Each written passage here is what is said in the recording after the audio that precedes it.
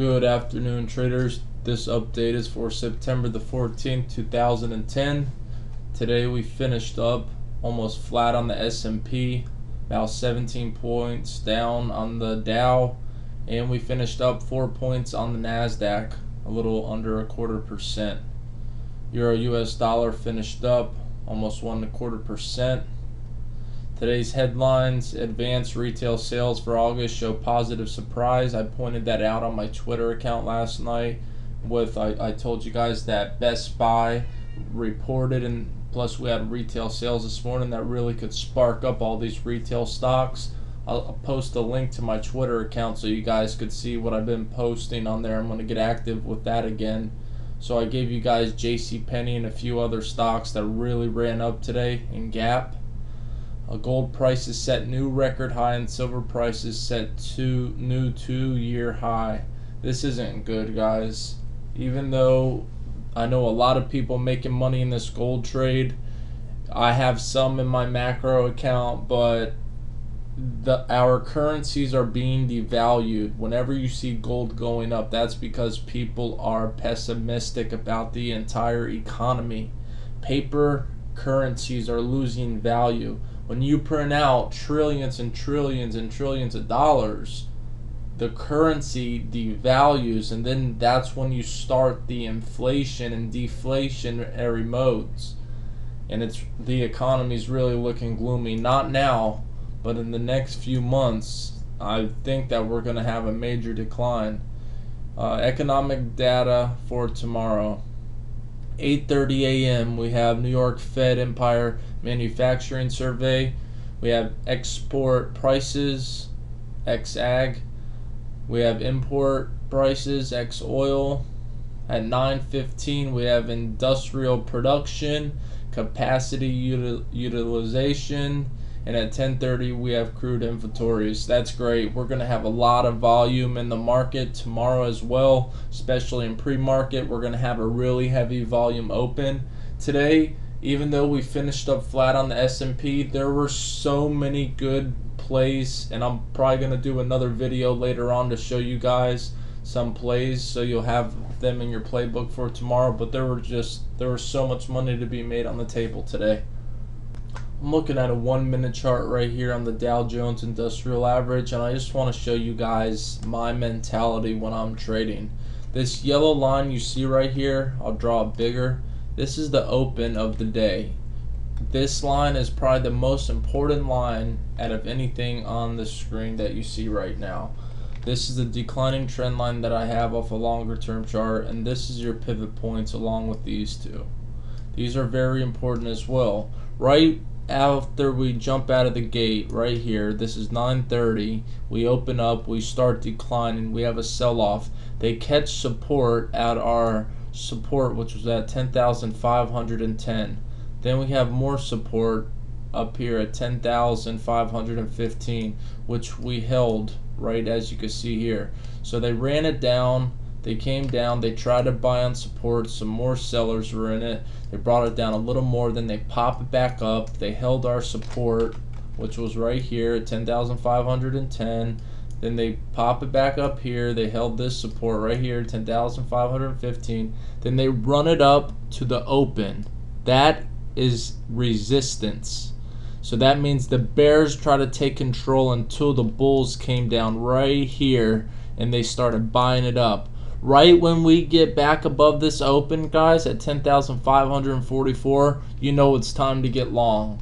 We then ran all the way up to 10,588.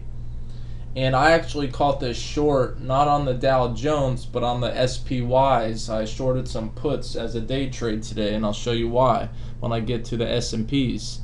You see this 50 period moving average? That's the only thing that I'll watch on for the moving averages. A lot of people use other ones. I like to keep it simple. It's a trend-based moving average. So when you see us get under this moving average, I knew to get short. And I wrote it all the way down from 10,580 to the lows here at 10,535. Looking at this 1 hour chart, we still have this uptrend. Actually, we broke this uptrend we had today, guys. We hit this resistance at 10,568 and some induced selling came in. So the uptrend was broken. We still have another uptrend which dates back from last Tuesday. That's still intact. We really need to hold this level up or below this 10,515 like I showed you guys on the 1 minute chart.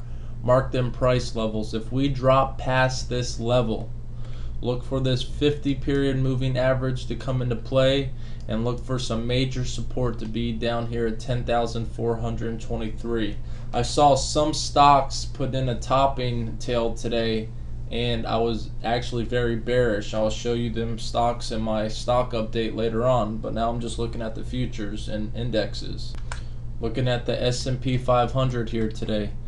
The 1123 was major resistance. This morning we opened up, we ran up there, we ran all the way to 1127, but we closed below the 1123 pivot point. Tomorrow we could get a move back down here to this 1116.57 price level. That's also where this declining trend line is. If that's our S1, 1116.57. S2 will be at Thursday's high and Friday's high, which is at 1110.27. Mark these levels, guys, they're major. And if we get below that, 1105.81 is S3. Okay, so when I was trading this morning, like I told you guys, we opened up out of here, we sold off, we went from 1121.10, we sold all the way down to 1116 level right here.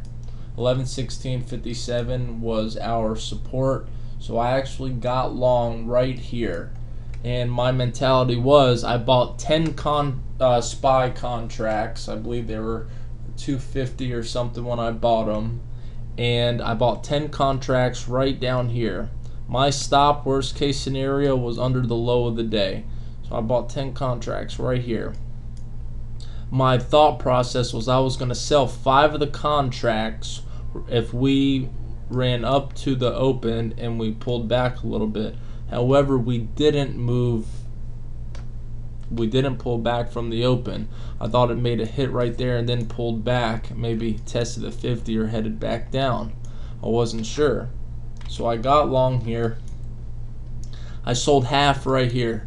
I thought they might have pulled it back to the open again. I just was a little hesitant today. So I sold 5 contracts here and I sold the other 5 contracts around this 1125 half level. Had a nice little trade. I made a few $100 in that. I made about $400 in that trade today. It was decent. It was a simple trade, and there's large moves in this market. Whenever you see a 10-point range in the S&Ps, you know you could get some good trades out of it. As for the NASDAQ, that's what I'm looking at right here, the NASDAQ composite, it was just in straight beast mode. All indices came down and sold off a little bit. They called support, and then after that they presumed up, came down to our pivot and just ran up after that. We got over the open. They held it in this tight little consolidation. If they would have pulled it back here, we could have made a case for a bearish to start going further down, but they, instead of coming down here, they just ran it straight up. And we hit a high of 2,302 today. Tomorrow we have to watch a couple levels. I'll show you on the 60-minute time frame. Like I told you guys from before this rally started and we got over this 2,249 level, I said that the major resistance is up here at 2,306. We almost got there today. We were about 4 points off. If we do touch this tomorrow, which I think there's a good chance that we can, I think that will be it. I think some shorts will start to come in and put on some positions. And if that does happen, look for your S1 to be 2,279, S2 to be 2,260, and S3, of course, 2,249. We have some news in there today, so it's either we're going to be up or down. For me to get bullish tomorrow, we'd have to hold above this 2,306 level, and then upside resistance we have a lot more to climb up. As for gold, record prices today. 1275, huge level. Keep this on your charts. Next level, your R2 will be 1277.20, and then your R3 is 1289.60. Whether the market goes up or down, this gold has just been going up. So the fear trade is on. Even if the market goes up, people think that like I said, the dollar's devaluing and it's a safe haven. So gold is a very valuable asset right now. 1262 is your S1, and 1250 will be your major pivot level. SOX semiconductor index rallied again today. This morning we sold off down to this 323.31, which is our pivot level. We held above it, and then we got above the 325.82, and we just kept going. We hit our 335 resistance level, which is major resistance. Our next level, if we could hold above that tomorrow, will be up here at 340.82 and then 341.83. If I'm talking too fast, guys, because I don't have a lot of time for this video, pause it and write down these price levels. Trust me, they're very, very well thought out, and you could just test them while you're trading each day, and you'll see how accurate they are. As for crude oil, I've talked about the 77.87 level for a while now. We came up, we hit it not once but twice, and then we closed under the 50 today. Looks like crude could be heading back to the 75.25 level. That's if we can't hold above this 77.87. We really need to hold above this number in order to get our move back up to 79.35. Else look out for 75.25, and then 75.13 is the main level. Last one I'm going to look at is the VIX, the VXX, the VIX future short term.